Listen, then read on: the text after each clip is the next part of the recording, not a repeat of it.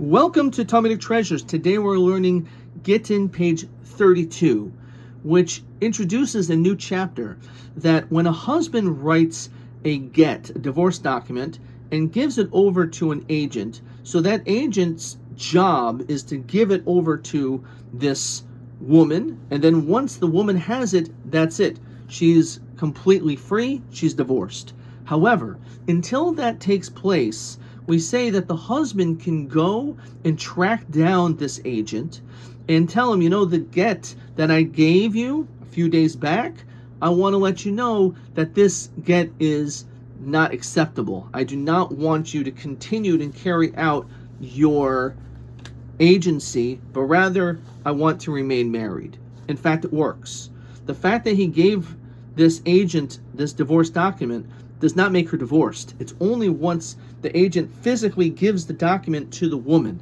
Until that time, the husband has the ability to retract, to change his mind by physically going either to his wife to tell him this or to the agent to stop traveling, and he should not give that get. However, once the agent actually gives the document, gives the get to the woman, she is divorced. It doesn't make a difference, even if we see that the man is coming toward them. The agent is about to hand over the get to the woman, and he sees through the corner of his eye that the husband is running toward him. Now, we don't know what's in this person's mind. It's very possible he may be thinking, hurry up and do it already, divorce her already. He also could be thinking, I hope I can get to that agent quickly before he gives my wife the divorce document, because I want to change my mind on this and I don't want her to be divorced. We don't know what's going on in his mind. We don't understand his thoughts. We can't read his mind. And therefore, if the agent went and gave the divorce document to her, she is divorced. Even if, let's say, he comes a few minutes later and says, oh my goodness, why did you do that? I wanted you to not give the get. Why did you give it to her? It doesn't help. She's still divorced. And this is based on the concept, as Tosfos explains, Devarim shebelev einu devarim. What goes on in your heart is not the same thing as what comes out of your mouth. And therefore, even if that was his intention, it doesn't have any legal validity. And therefore, because of that, she is considered to be divorced. This is an acceptable divorce document.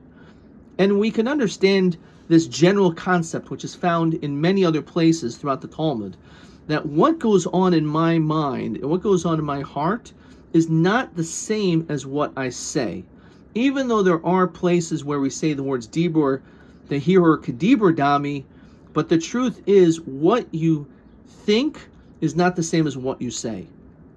And this is one of the issues in relationships. The key is communication. I cannot read your mind, and you cannot read my mind. So sometimes conflict takes place is because we're not communicating effectively in our relationship. And for me just to understand with intuition what you want, maybe eventually through years of marriage you will pick that up, but not necessarily. Our job as spouse is when you hear what your wife wants, what your wife doesn't want, what your husband wants, what your husband doesn't want, then you should respond in kind. But for me to be held accountable and responsible for something that's in their mind is something very difficult to have to accept. And that would be a high standard that would be almost impossible to be able to live up to. It's also important to recognize there is a huge difference how we feel and what we say. The importance of having a filter of the words that come out of our mouths. And therefore, we have to recognize that we may have all the thoughts in our minds, which of course we have to make sure our minds are healthy and pure and have positive thoughts, but it's not the same thing as what we say.